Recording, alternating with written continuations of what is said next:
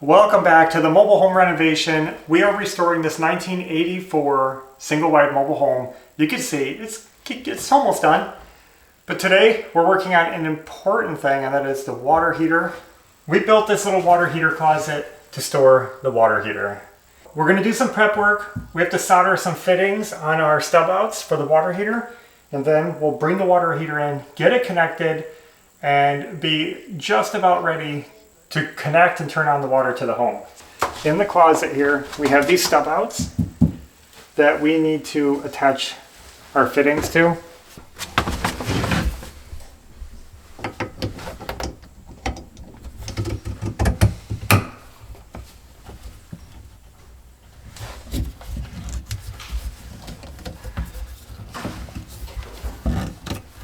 This gets tight, too tight. And it just knows what to do as it goes. Yeah, I think it goes too tight though. There we go.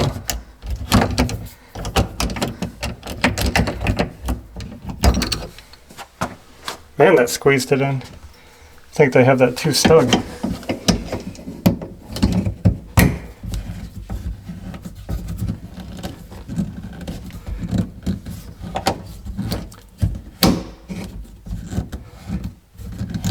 I've never seen such a thing.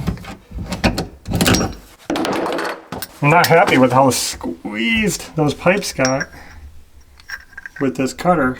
I think they have the tension on it just a little too strong.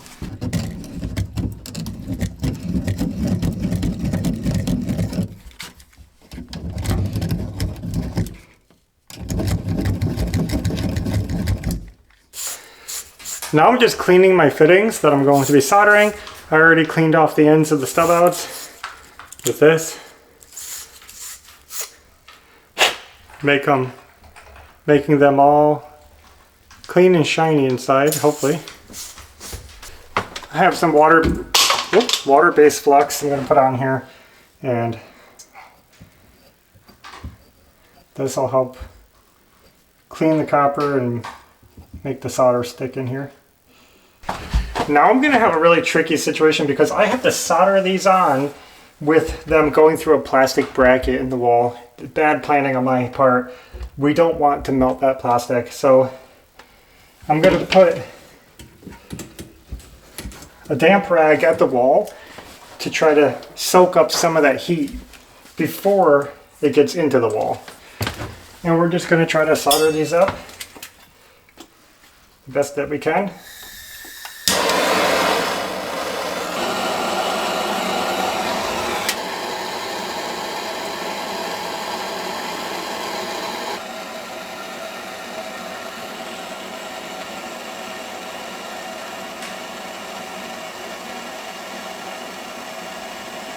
Good.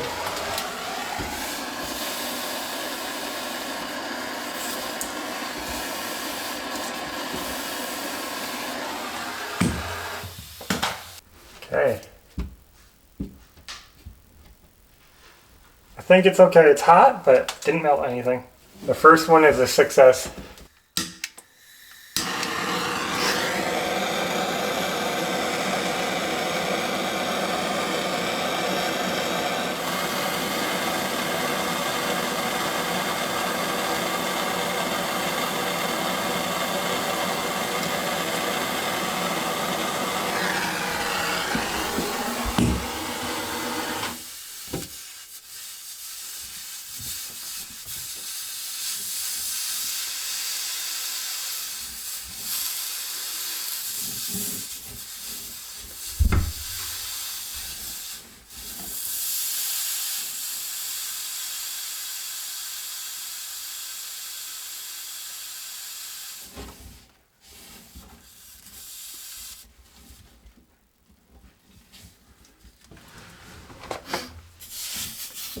I feel pretty good about those. I don't think they'll leak.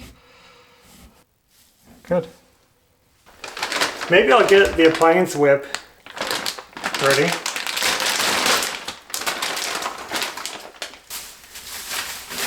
You guys want to see something embarrassing? I forgot to put my escutcheon plates on the pipes before I soldered those on. I always forget this. These were supposed to go on the copper pipes before I soldered them up to make the wall look prettier.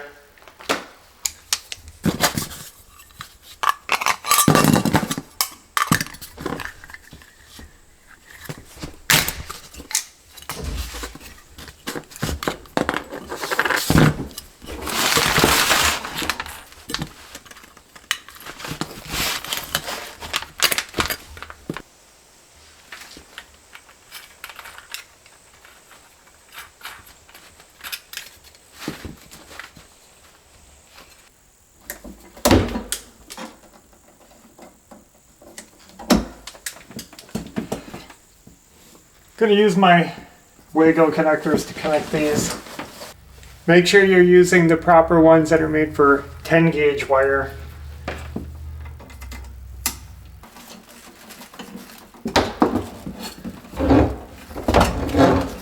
There it is.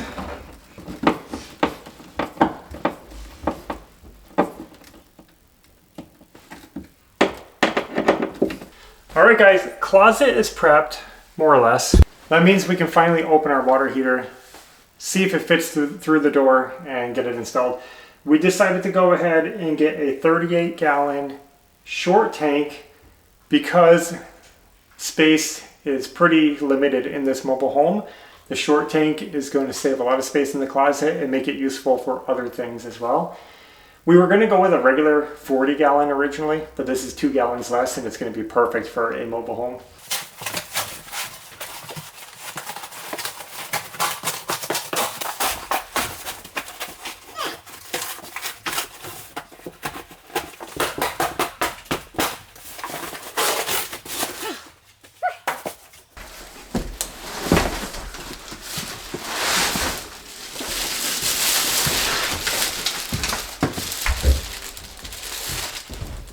Gonna fit through the door. What's that? No. What do you mean it's not? Look at it. Okay. In theory, this should fit. No way. Yeah. Look at it. That's a huge tank. It doesn't look like that's gonna fit. It's super fat. If it fits, it'll squeeze in. It's impossible. You know what? It might not fit in the pan, but it'll fit in the door. You know what? Yeah. I might not have judged this properly. We'll just say that.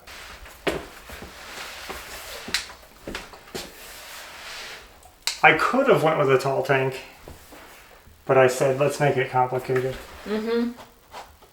I'm kind of afraid of just scratching the floor up. Just keep walking it in. It's on the floor now. Okay, it's fitting through the door. I'm shocked. A little more, if you're in the lip.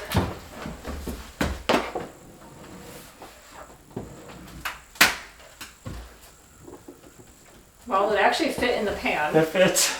I'm shocked. That was a total optical illusion, wasn't it? Yeah. It looked massive. It's honestly though, it's not ideal because, oh man, if I had a square pan or something, it might be better. But the pressure relief valve on top, we need a pipe to go out and down into the pan, and there's no room for it to like do that. What if you just put it down through the floor? It has to exit in the room that the heater is in, so it has to end like right here. Why? It's just the way it is. Now we can get the water lines hooked up. I have a valve here. This is going to be the water shut off on the cold water side. So we'll be adding that right here. Rubber.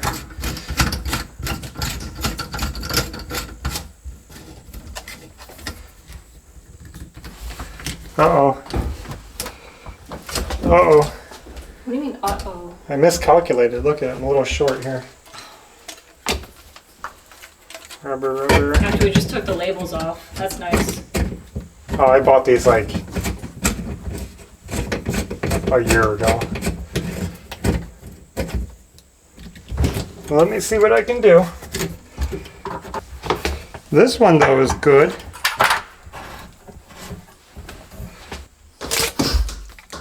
We don't want these too tight because it's just rubber gaskets, but we're just gonna turn, give them a little turn.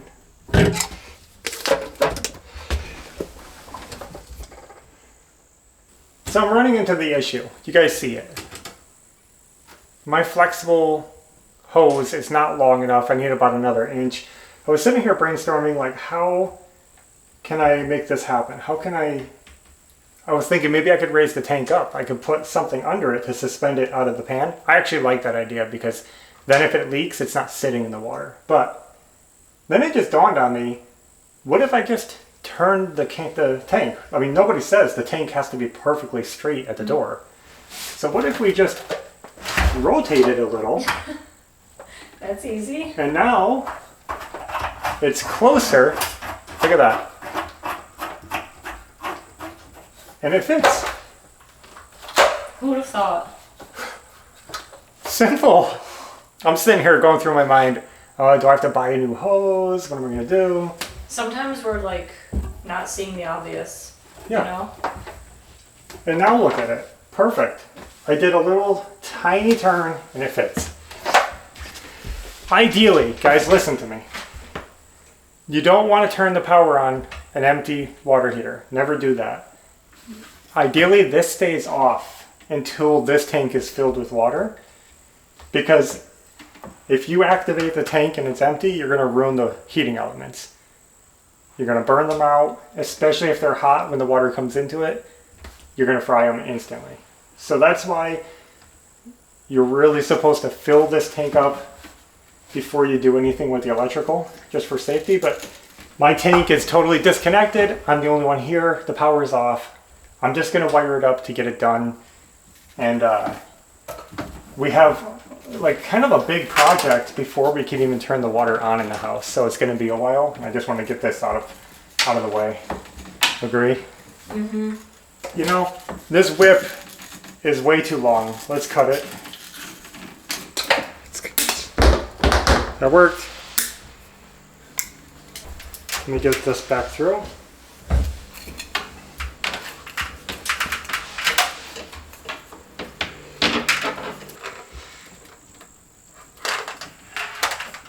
All right, good. Now I can cut off the excess here.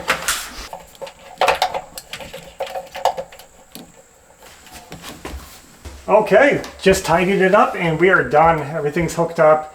The only thing I should do is strap this so that it's, you know, secured, but it's fine right now. Once we get the water hooked up, we can check these for leaks. We need to put our overflow pipe on for the pressure relief valve. You know, it probably didn't seem like it, but that was actually a bigger hassle than I expected. You guys know that we try to answer questions before they come up, so I'm just going to say we chose a 38 gallon tank for this house, and I think it's actually a pretty good size. We personally have always used 40 gallon tanks for a family of 4. It always worked fine for us. And some people prefer big tanks, you know, huge tanks, but for a small 2-bedroom trailer like this, that's a good size. It's going to do everything you need. You're never going to run out of water in the shower or anything like that. Now, a lot of people say, why didn't you go tankless? I know that question comes up all the time, but again, even though it would actually be okay for a home like this, the electric tankless heaters, they use a ton of power. You have to run a lot of heavy gauge wire to the unit to power it. And they're just power hogs, and we don't have a lot of room in our breaker box, and we just don't want to deal with that. And we don't want to deal with gas. We're not a big fan of tankless heaters. I don't feel like they really give you a savings over tank heaters. And they don't work well for low flow. If you do a lot of on and off, or you do a lot of like trickling the faucet type of stuff, they don't really work that well. So we prefer to stick with a tank heater. We're happy with that. So now that that's done, I'm looking over here because this is all part of getting the water turned on. We need a sink, and we have a sink. So I'm going to see if I can install that before we go home. All right, I'm just going to get the sink prepped. This part isn't exciting. I just have to put all the brackets around the bottom of the sink that hold it to the counter.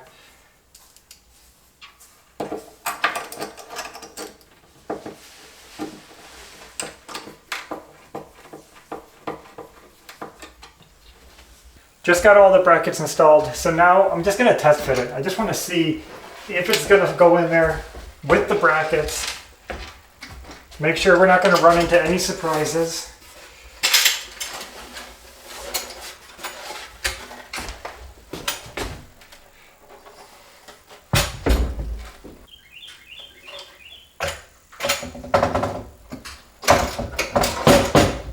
Okay.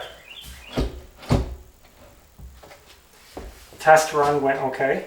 Let me see if I can find some masking tape to mask out where the sink is gonna go. We'll get it nice and lined up and then we'll do the final install.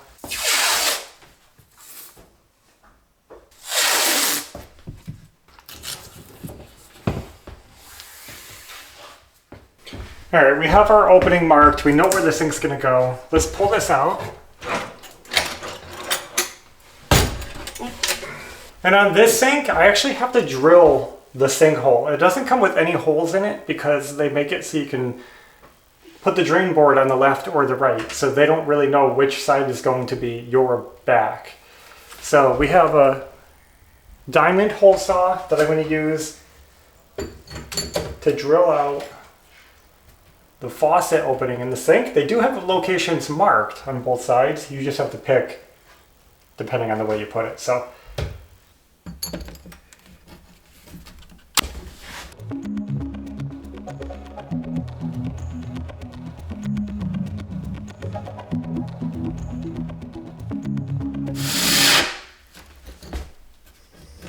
Is it doing anything? yeah, it is. I feel a groove.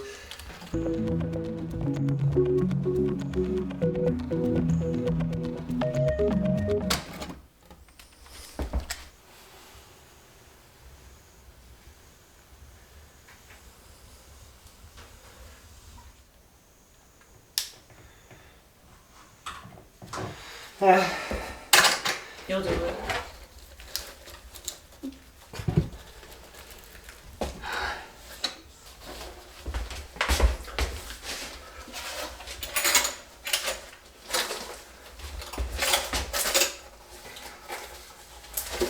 Okay.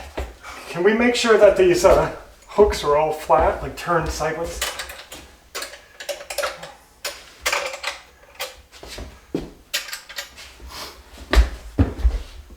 I think it's good.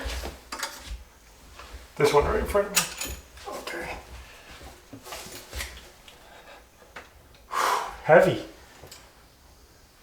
Why is this sink so heavy?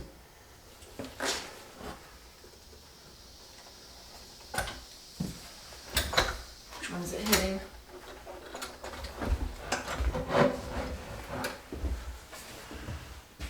That wasn't bad. No. Minimal problems, minimal moving. I'm gonna climb under here and start tightening up the hooks. That was probably, I don't want to say it was super stressful because in my older years I've come to learn to deal with stress better, but this was one of the more stressful sink installs that I've done in my lifetime. I'll tell you what, don't buy a bulky sink, whatever this is. Baki? Bulky or Baki? I don't know. It's probably Italian. Because I don't like it, honestly. It feels fragile and it feels scary, and it was the biggest hassle ever to install. I had to take this drawer slide out in order to reach the clips with the screwdriver. Let me get it back in. Let me tell you why that was a hassle. Evie was puzzling, so she doesn't know. But what happened was, this is a clip. This is one of the sink clips that we installed. Notice it's not on the sink. Notice it broke off of the sink. You see those two little screws? Yeah. Those little tiny screws is what holds the clips to that sink. And that sink is kind of a composite granite material. It's hard, but it's brittle, right? And those screws just snapped right out of the hole. So when I was tightening it, Not even super tight. I didn't put much force on this. I wasn't trying to go crazy, but here's the thing. I don't even know where to start in this story. The sink has a bow to it. Yeah. It's not flat. So to pull it flat, you would have to put some force on those clips. Mm-hmm. But when I was tightening it down, not even to take the bow out, this is on the side of the drain board, and it broke off. Well, here's the mental thing. You install the clips sideways, and then you turn it once the sink is under there, right? So, and then you tighten this up, and it clamps to the countertop. Does that make sense? But what wasn't clear to me is that in here, this piece of metal that swivels, it can only turn one way. Somehow we had some of them, because when it's hard to explain. When this is in all the way. Why would they make it swivel only one way? It's dumb. Who's going to remember how to put these in when you're... When they're tightened up like the way they come from the factory, they can turn both ways. But this metal, how it has a rounded edge on one side and a square edge on the other. Why? So you have it in there, you get your sink in, and then when you extend it down and turn it, it can't turn because you had it facing the wrong way. Why would they not make it the same as the other side? Yeah, they could have rounded both sides. That's like lazy manufacturing. And so not knowing it only swiveled, because look at it. That doesn't seem right to only have it go one way. But when you have to extend it down. Who's going to know how to put these in? If you had it like this and you extended it down to get it under the counter, it won't turn. That's why I was having trouble. So the clips are really annoying. You have to have them perfect the first time or you're going to be messed up under the sink. But not only did one of them break off, another one broke off, and another one broke off.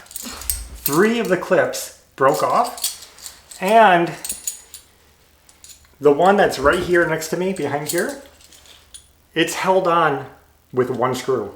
Okay, I would never buy this brand again. One of the screws popped when I was tightening up, and I can feel it, it's loose still. I can't even tighten it up all the way because it's only held by one screw. And honestly, I could reach in here right now and pull it off.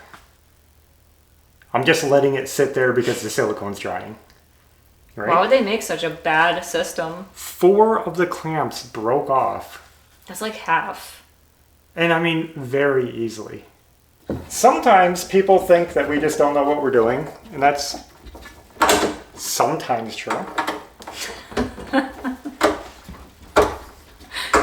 But sometimes it really is just poorly made things. Like they don't test their products when they make them.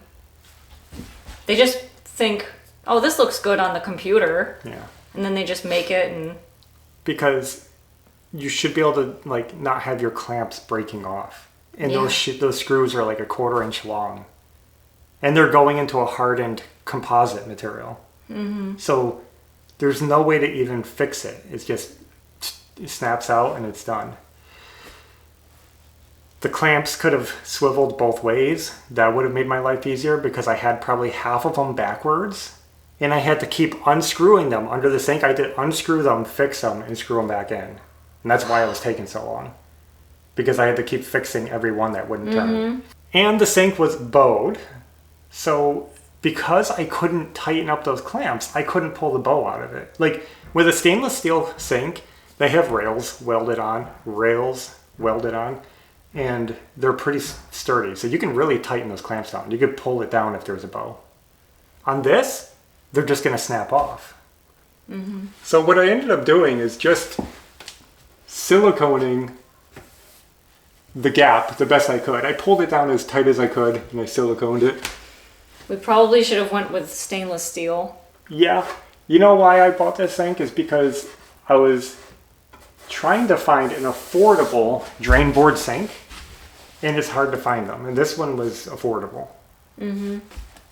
Well, you get what you pay for, right? No, I hate that saying. But stainless steel sinks, like you can find some that are drain board sinks, but they're like way more. They shouldn't even be expensive. It's a piece of metal. Yeah. So that's why we went with this. I just hope it holds up, because now that it's in, fine, we can forget about the trouble. As long as the silicone dries, I have some clamps holding it. It's not going to go anywhere. It's just a sink. My fear is, seeing how brittle the sink is, that it will crack. I'm going to put the faucet on it. You know, there's only one hole, right? Yeah. So if you have a one hole, you have to have like everything in that one hole. So you're going to have a one hole faucet, and they usually have a pull down spout, you know, a sprayer. Mm-hmm. You're going to go to pull it down, and you're going to just snap the sink in half. You know what I mean? That's what I'm afraid of. Yeah. It'll be interesting to see how it holds up, because the hole is cut. Now, here's the worst case scenario. If this sink is a total failure and it just breaks and it's, you know, we drop a pot in it and it splits in half and, you know, who knows. We can buy a new butcher block countertop. And it's like $200 or $300. Let's say we spend $300 not on sale. So $300 and we can cut a new sink opening. For a new sink. Yeah. So it's not the end of the world. We'll use this. Until it breaks. If the sink fails, we can fix it. It's not like we bought a granite countertop or some custom. This is probably one of the cheapest countertops you can do. Cheap and easy and replaceable and repairable. You know, it is what it is. So you picture, if it fails, we'll cut a new piece of countertop, throw it on, new sink, and we can make the opening any size we need. So we don't have to worry about this. We'll just use it. Didn't we get one of these sinks and it was broken and they had to... This is sink number 2. The first one that arrived was snapped in half at the drain board in the package. So that's not making it look good. You know, I returned it because I bought it through Home Depot. So I was able to just bring it to the store and return it. I just said, you know what? They were rough on shipping. I'll give it another chance.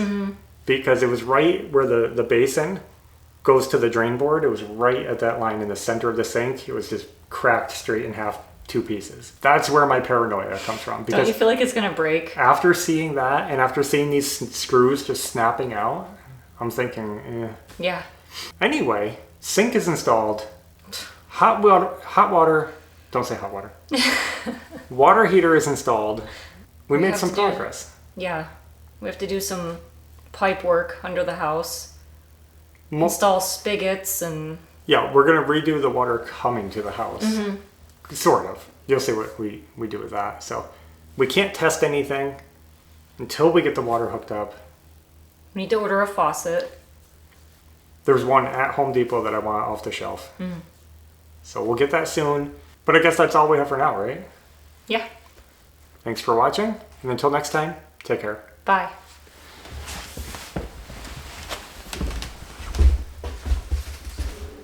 Here's the progress that Evie made on the puzzle today. Almost done. Yeah, like you could get this done quick. Probably like 10 more minutes. Here's one right here.